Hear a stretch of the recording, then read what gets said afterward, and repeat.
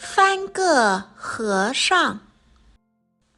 山下有条河，山顶有座庙，有个小和尚就住在庙里。山上没有水，小和尚就天天下山挑水。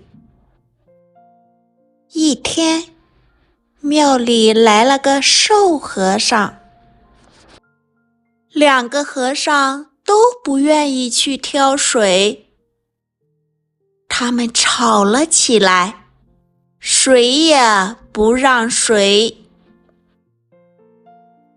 最后，小和尚和瘦和尚只好一起下山去抬水。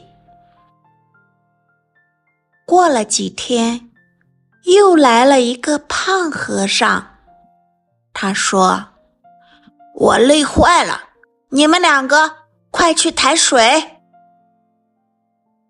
小和尚和瘦和尚一听，很不高兴，于是三个和尚谁也不肯去挑水。天黑了，他们睡着了。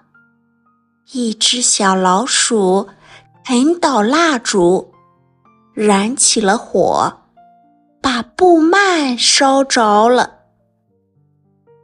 起火了，三个和尚惊醒了，赶紧下山去挑水救火。好不容易才把火扑灭，好险啊！要不是三个人一块儿救火，小庙就烧成灰了。